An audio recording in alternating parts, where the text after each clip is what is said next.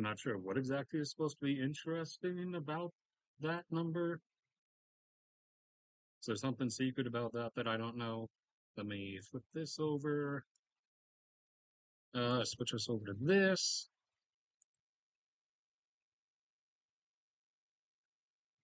Oh, forgot. There's a long delay on that particular display. Okay.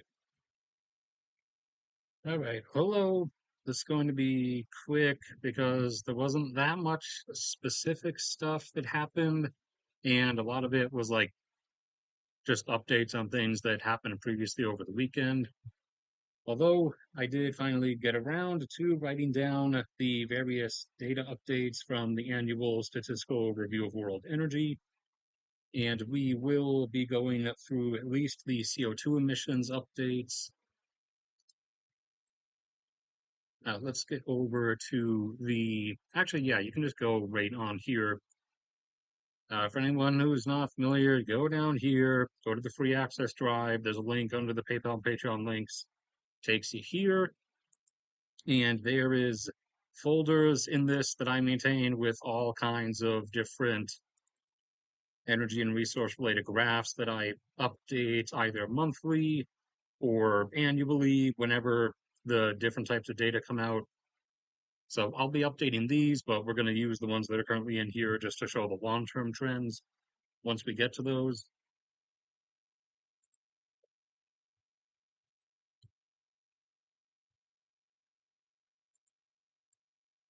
All right, so some general updates and some particular happenings.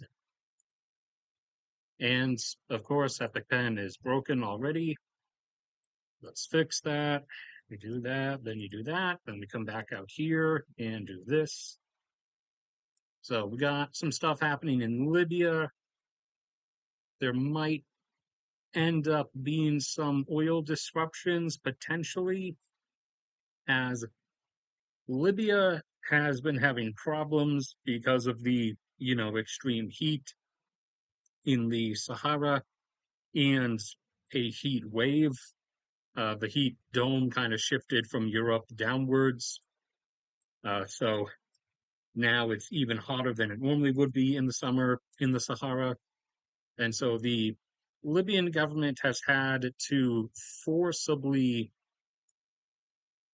impose restrictions on the amount of electricity that the citizenry is allowed to use because the actual threshold, the actual maximum generating capacity that the country has is not that high, and the demand load being put on the country because of the extreme heat over the last like couple of weeks was higher than the country could sustain. So the grid was constantly flickering, and there were persistent shortages and even blackouts in some areas. So the government has instituted mandatory cutoffs and limitations, which has the population rather angry as they notice that the government is still exporting, although not that much because Libya was never the largest natural gas producer. It's predominantly oil that they have, but they're still exporting natural gas through the subsea pipeline over to Italy. Instead of, from the public's view, instead of diverting it to domestic power plants to generate more electricity. So the people are really pissed, and hundreds of thousands of people in a country of only 7 million are angrily protesting across the various major cities, such as Tripoli and Benghazi. However, there's an issue from both ends here, as the government is shooting itself in the foot by continuing the exports, even though there's not that much of them anyways. So they could cut them off temporarily, at least to look better, and not, they wouldn't really be doing that much harm to Italy by doing so. But the general citizenry of Libya also does not, seems to be unaware of the actual capacity limitations. So even if Libya kept all of the gas in country and did not export that additional like 10%, it would not actually make a difference because the capacity max out is with all of their existing power plants running at full burn. They don't actually have like additional power plants that are not running or something. Where they max out is where they max out. Having additional gas in the system wouldn't actually change it. What would change it is building additional electricity generation capacity, but that's been something they haven't been doing that much of because Libya is, as you probably know, split down the middle with one government in Tripoli, one government in Benghazi, and the two have primarily been directing their funds towards importing of more weapons from various providers, Turkey and the UAE, US, EU, so that they can be ready to fight each other again when the civil war eventually enters its round four. Uh, yeah, I'm pretty sure there's been three full fights so far over the last 15 years. There was kind of a really brief bit of skirmishing around here a year ago, but it didn't really devolve into something you could officially classify as round four. Nobody else. I still don't know what you mean by 345 being interesting. I only know about I think 322 or something because that's like supposedly one of the Illuminati numbers or whatever. So the Tumen refinery, for getting into some of the other stuff, the Tumen refinery, which is the one out here, after the ones in, I believe, Yekaterinburg, it might have been Chelyabinsk, I might be wrong, and Omsk were previously hit and took substantial damage. Ukraine struck the Tumen refinery far beyond the Urals as well over the weekend, and it looked initially like only 2 out of 3 of the units were hit, but it turned out to be all three, and the refinery is completely shut down. So that's another roughly 300,000 barrels per day of refining capacity lost in Russia. And it was not just a one night thing over the weekend with strikes in the Caspian Sea. They have continued now that so many ships have been damaged, only a few sunk, and others incapacitated, and so many like bridge crews killed. Ukraine has moved on to striking Russia's commercial shipping fleet in the Caspian Sea, which has Iran pissed off because due to sailor shortage, a lot of the crews that Russia uses in the Caspian Sea fleets for the commercial shipping, obviously not the Russian Navy and the Caspian Sea fleet, are Iranian. And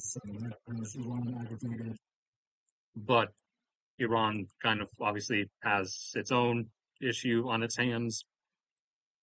Although, speaking of such, there are supposedly new negotiations going on. So we really are going for it for the new, ceasefire that will last for a few weeks before the war restarts again, so that we can continue the up down oil price cycle, continue the whole market pump and dump thing.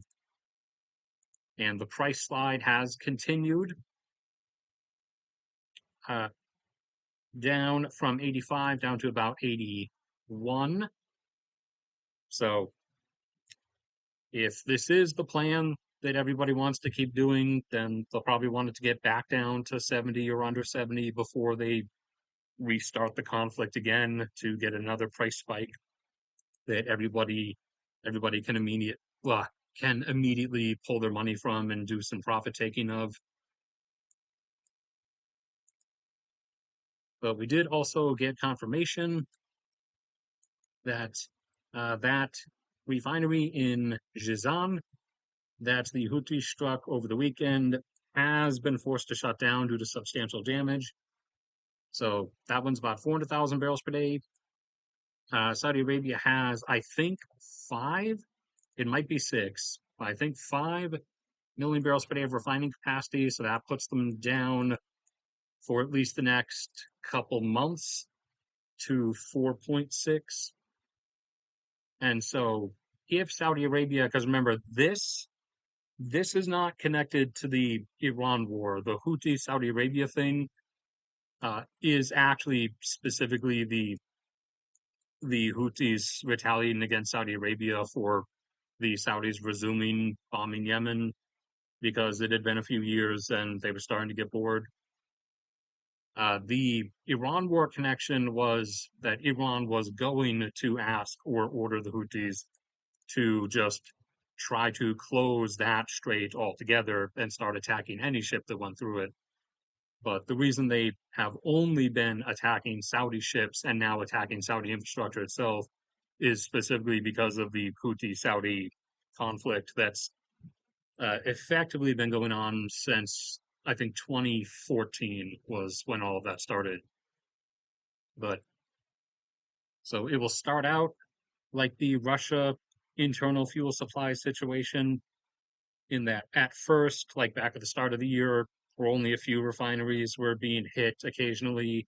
It didn't cause that much visible disruption initially because, in Russia's example, their refining capacity was previously about 6 million barrels per day before all of these strikes happened. The Saudi refining capacity similarly is well above their domestic consumption. But if the Houthis decide to just go for it and start, hitting literally everything they can, then eventually they're going to bring Saudi Arabia to a similar constraint point. Although for refined stuff, they wouldn't have to get down to from now 4.6 down to just 3. They would have to get decently lower because although a lot of Saudi Arabia's oil consumption, a decent part of it at least, is for oil burning power plants. As of this year, I believe it's 500,000 barrels per day at the lower end during winter. Not that Saudi Arabia actually has a winter, and just under 900,000 barrels per day during the summer at the higher end. It used to be over 1 million barrels per day burned for power generation during the summer, and the lower end winter used to be about 700.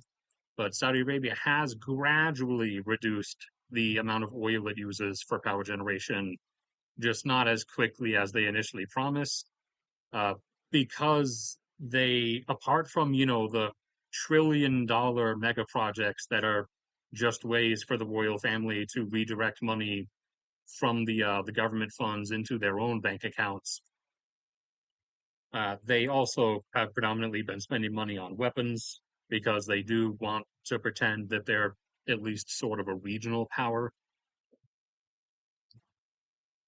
So take that off of the 3, the 900 off the 3 would mean during summer, if the Houthis continue striking Saudi refining capacity in the near term over the remaining weeks of summer, they would have to get it down to about 2.1 to get it to a point where Saudi Arabia starts feeling internal domestic oil product constraints because the oil burning power plants, they prefer heavy fuel oil, which is like half refined kind of, but they can also just burn raw crude oil itself. So the amount the amount in summer of refined oil products that Saudi Arabia is consuming is 2.1. It's closer to 3 for total oil consumption because, again, they're consuming an extra 900,000 barrels per day of basically crude oil, although it's slightly refined to have into heavy fuel oil by basically having some of the solid material and sulfur components removed from it.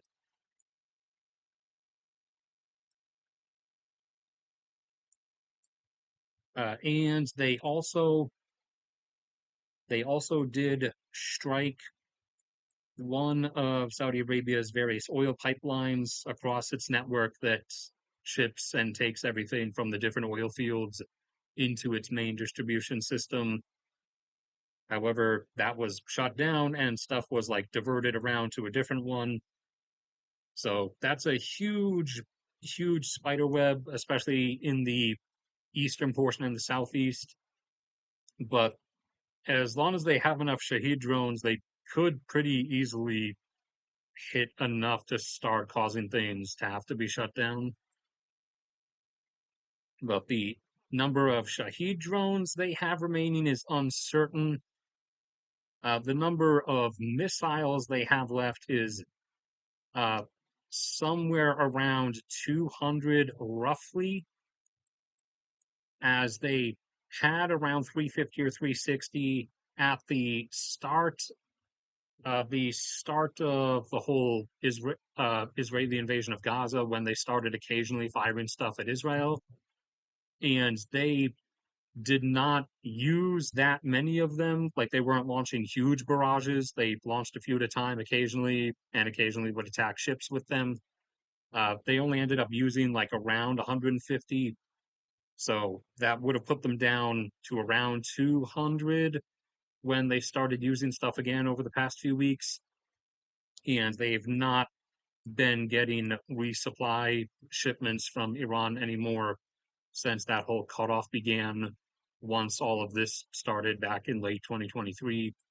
But they still do have around 200 actual like missiles that they could use. But that's the one that's extremely limited. The number of Shahed suicide drones is uncertain, but it's believed they probably have like at least another 1,000 or two. So enough to, especially since Saudi Arabia does not have that many smaller scale AD systems. A lot of their stuff is, for one, ours. It's American stuff at American bases that fires up to intercept incoming Iranian missiles that would hit stuff in Saudi Arabia. But what Saudi Arabia does have is also predominantly stuff that's meant to intercept ballistic missiles incoming from Iran. Not a lot of smaller scale stuff like those AI auto turrets that Germany's pumping out that are meant to actually intercept like waves of dozens of suicide drones, for example. So it would be in Saudi Arabia's better interest to stop bombing Yemen, but I kind of doubt they're actually going to stop.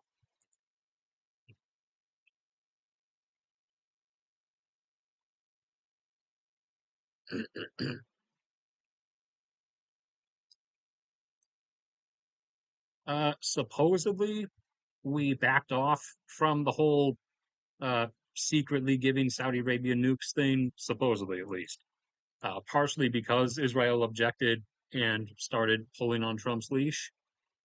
However, if there was any actual intent to do so, then saying we're not going to would almost certainly uh, just be a like public pleasing statement, and we probably are still actually going to give them nukes. That is, if that's actually happening though, and wasn't just like a theater thing. But the whole supporting Saudi Arabia's own nuclear development program would not, that would also just be like a public statement thing that if we wanted them to have nukes, we would basically just give them nukes.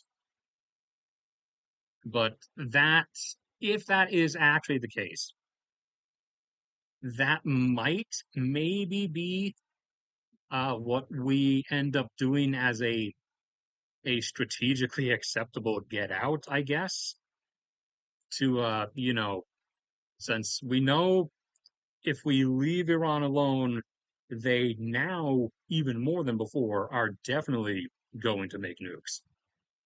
So maybe, apart from Israel already having them, maybe the, I guess, balancing equation we can come up with is to hand some to Saudi Arabia so that among the Gulf nations, the one antagonistic one to U.S. interests, at least, won't be the one that happens to have nukes. There'll be a U.S. like pseudo puppet that will also have nukes. So if that is actually real and we are really going to still secretly do that, that's like the best reasoning I could come up with it. Saudi Arabia had stated previously that they were just going to develop nukes on their own, anyways.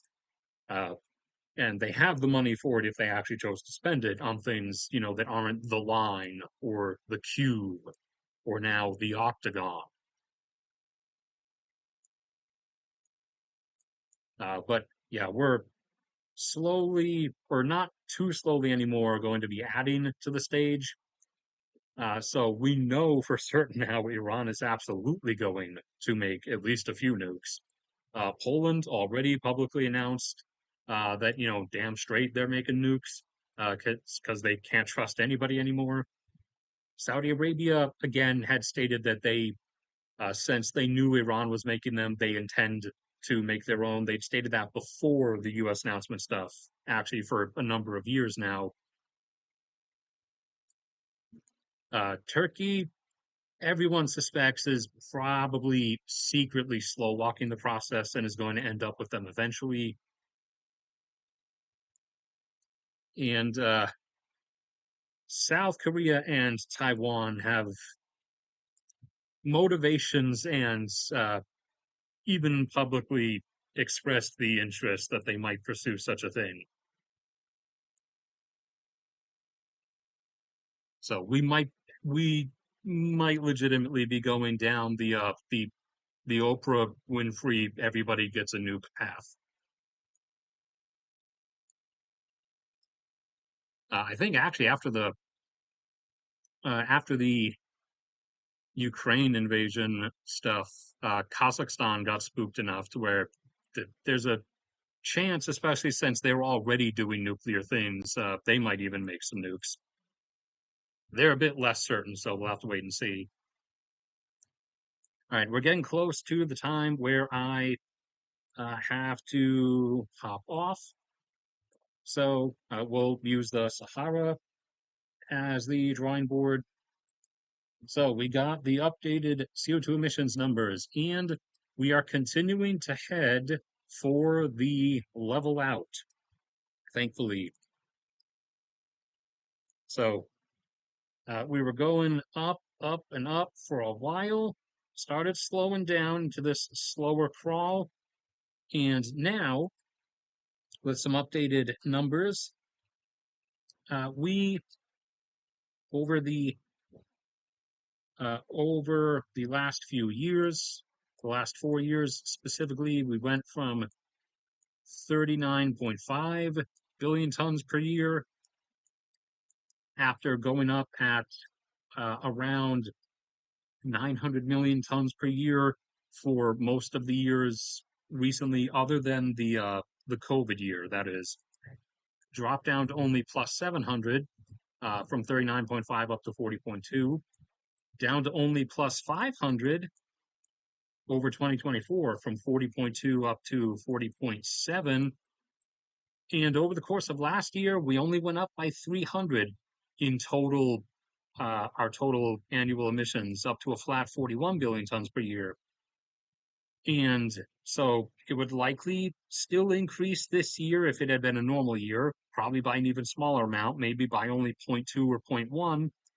But because of all the economic disruptions and just flat out lower power usage and fuel usage because of the various war stuff that's going on and the knock-on effects it has around the world, probably this year we will actually end up coming in flat when we get the data for this year released next year, or maybe even might come in lower over the course of this year.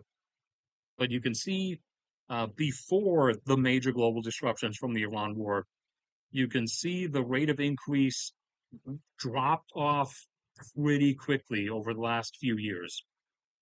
So we are finally approaching a peak or a plateau even outside of the Iran war, we are approaching a peak or plateau in global emissions and should soon be on our way down. Now, for specific countries, China was climbing quickly and has slowed down as we got up to present. They went from 10.3 a decade ago up to 12.5 over 2024. And over the course of last year, they stayed flat at 12.5 billion tons. The US, after reaching a peak, an all time high of about 5.5, gradually decreased down closer to 5 and has sort of oscillated around there since then. Last year, we came in at 5.2 as the switch over from coal to natural gas power generation, which has half the emissions, and also the expansion of wind and solar stuff, and thankfully now new nuclear projects that will get added in, but not not retroactively, obviously. That was enough to counteract and balance out the increasing power demand, similar to how the great increase in fuel efficiency over the last 15 years was enough, even though the US increased in population by another 40 million people over that time period, to see US gasoline consumption over that time decline from 10 million barrels per day to now averaging 9, despite the number of cars on the road still going up. The fuel increase, the average fuel consumption of cars uh, over that time, or the increase in efficiency of it over the last 15 years was enough not just to counteract that, but even to push it down still. India over is still climbing, but they are slowing down. Last year was a bit of an anomalous year due to various shutdowns and economic factors. So they still would have increased by less last year normally, but they ended up barely moving last year because of various other factors. But over the last 10 years, they went from 2.3 billion tons per year up to 3.26. And last year, just budged up to 3.28. Russia has basically stayed roughly the same over the last 10 years. They've remained pretty flat at around 2, close to 2. Last year in particular, they came in at 2.21 billion tons. Japan has continued going down. Their all-time peak in emissions was 1.4, I believe, and they have gradually decreased down to about a flat 1. 2024, they emitted 1.03, and last year they emitted a flat 1 billion tons. Africa, the continent as a whole, is still going up, obviously, due to the process of economically rising, even though it's beginning to be partially decoupled from CO2 emissions. But still, over the last 10 years, Africa has gone from 1.66 slowly up to 1.87. And over the course of last year, they went up to 1.93 billion tons for the entire continent, 40% of which is just Egypt and South Africa's emissions. Europe as a whole, not just the EU, but this also includes Britain and Serbia and Ukraine. So Europe as a whole, excluding some countries that are sometimes different people count different things as Europe. So excluding Russia and Turkey, and I think excluding Belarus, but Belarus's emissions are tiny, so they wouldn't really budge things that much. Actually, let's show. Uh, where's the X out? Oh, it's over there. Yeah. Europe went up here, plateaued out, and has been declining since. Over the last 10 years specifically, they've gone from just over 4 down to around 3.25. They were 3.25 in 2024. Last year, they emitted about the same, about 3.24, so just down slightly. Iran's emissions are going to obviously be much lower this year, but over the last 10 years, they climbed from 759 million with an M tons per year up to last year they came in at just over one at about a flat 1 billion tons per year. This year, obviously, those are going to be much lower because of the current circumstances. Let's see, looking for all the other high emitters, aka the ones whose numbers will matter the most. Indonesia is still continuing to go up. Over the last 10 years, they climbed from 595 up to 919 million. And then last year, 2025, their emissions totaled 960 million tons. And they're probably going to still keep going up for a bit. Let's see, who else do we have here? Saudi Arabia. They have not gone up all that much over the last 10 years because they've been trying to switch from oil-fired power generation over to gas-fired power generation. So that has stalled their climb. Thankfully, they've gone from 708 up to last year, they emitted 757 million tons. Turkey, since, like I said, sometimes people include Turkey with Europe stuff, but not in this case. So Turkey is its own thing, obviously, and they went from 381 10 years ago up to, over the course of last year, they emitted 503 million tons.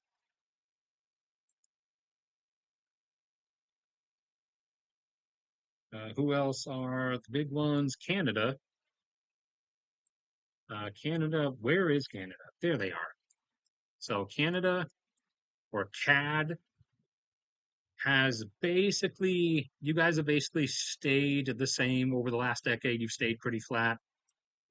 Uh, 614 million tons 10 years ago. And 2024, you were 605. And last year, you were ironically exactly 614 again.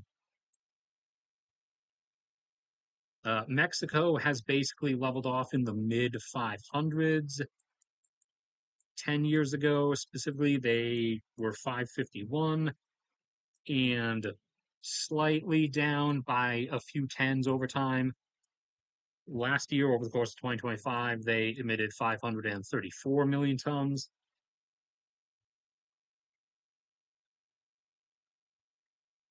Let's see, Brazil has also basically stayed the same. BZ, 10 years ago, they were at 560 and slightly down from that. Last year, they came in at 538 million.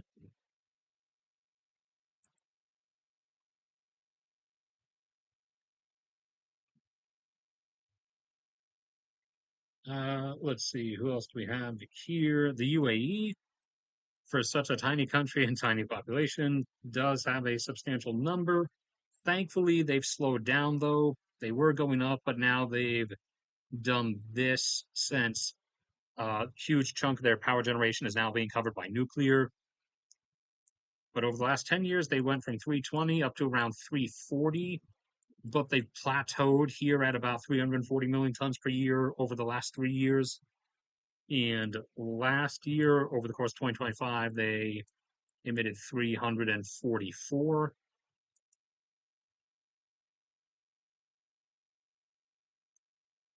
Pakistan would be decently higher if it were not for the fact they've repeatedly economically collapsed like a billion times over the last decade. They were at 190. They went up to 220 in the later 2010s before the repeated rounds of economic collapse happened. And so now they've been all over the place, but all over the place lower. And last year they came in at 195. Australia, the Aussies, have decreased a little bit over time. 10 years ago, they came in at 467. And actually, 5 or 6 years before that, in the late 2000s, was when you guys hit your highest, when you were right around 500. Then, so over the last 15 years or so, or actually, sorry, late 2000s, more like the last 20 years, they've decreased from around 500 down to through the upper 400s and mid 400s. Now, last year, they came in at 436 million tons.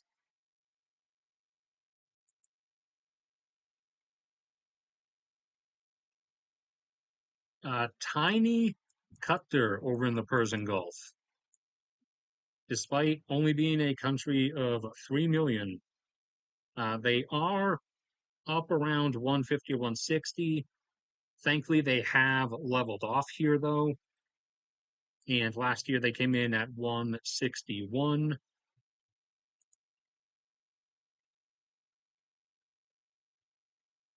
Kazakhstan is still going up. A decade ago, they were at 241. In 2024, they were 301. And last year, their emissions were 328. Iraq, over the last decade, has gone from 278 million tons per year up to last year, emitting 348. Argentina has stayed basically the same, right around 210 or 220. 10 years ago, they emitted 216, and over the course of last year, they emitted 212. Some individual European countries, over the course of the last 10 years specifically, I think if you go back to 15 to around 2010, the UK had peaked at about 500 as well. So in total, from earlier 500 over the last 15 years down to 328 in 2024, and only a little bit further down last year to 323 million tons. And these obviously are part of the total Europe numbers. Germany peaked back in the, I think Germany actually peaked in the 90s at around 1 billion tons. Or actually, what am I doing? I have the graphs, we can see. Germany. Did you guys actually get up there? Oh, you got over it. Oh no, you peaked in the 80s. This is West Germany and East Germany combined. You guys peaked up at 1.2 in the 80s and have since been on your way down. Uh, and by 10 years ago, you were at 772. And now, or in 2024, you've gotten down to 580. But in 2025, you only went down to 571. And if you had not shut down your nuclear plants, if you had actually been intelligent and kept those on, you would be down below 500 right now. But nuclear, spooky, spooky ghost demon, I guess. France was once up like Britain over 500. Over the last 10 years specifically, 10 years ago, they'd already gone down to 317. And now they were down at 259 in 2024. Last year, they only went down a little bit to 256. And Italy, over the last 10 years at least, has gone from 351 down to last year they emitted 304. I think that's most of the large ones.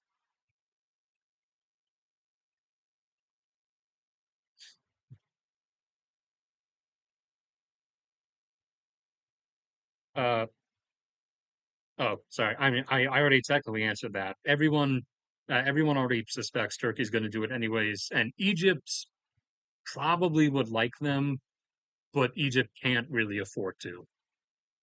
Egypt has seen its economy constantly cut itself in half multiple times over the past 10 years. So, plus they're also wasting their money on that phallic symbol mega project out in the desert and trying to appease their population as much as they can to prevent mass million person riots, as they've come to the brink of multiple times. So they probably would like them, but they're not actually going to be able to get them.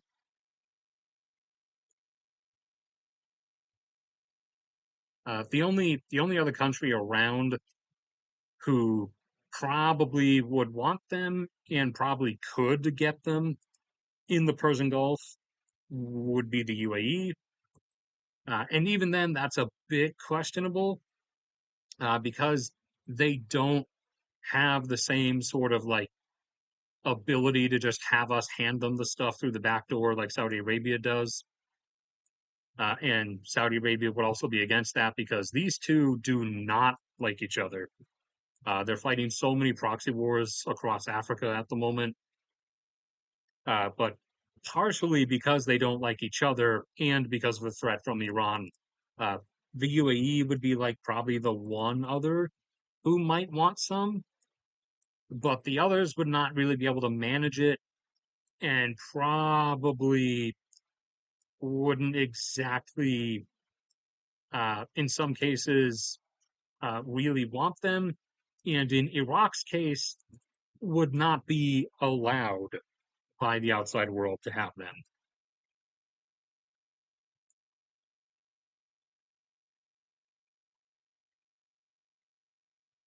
All right, that is going to be it for this one. We'll see if more specific stuff happens between now and Friday for the next one. But otherwise, I will see you guys then or tomorrow night on Twitch, I guess. For the moment, you should go over to Josh's Twitch. Josh is playing Ape Escape 3, which unfortunately is not what it sounds like. It's not where you play as a monkey and like bust out of the zoo and start wrecking the town. You play as the zookeeper and try to capture the monkeys instead. But still fun enough because the monkeys cause antics. But over my Twitch is under the same name. Obviously, it's just under Maxadeer. Tomorrow night, I'll probably be streaming maybe some old 1997 Diablo 1, which I'm about to play off stream right after this. But otherwise, that's it. So thank you guys. And thank you to the ex-Navy guy whose name is like J and then a bunch of numbers who constantly keeps giving me money. That's extra awesome, obviously. But I'll see you guys around next time.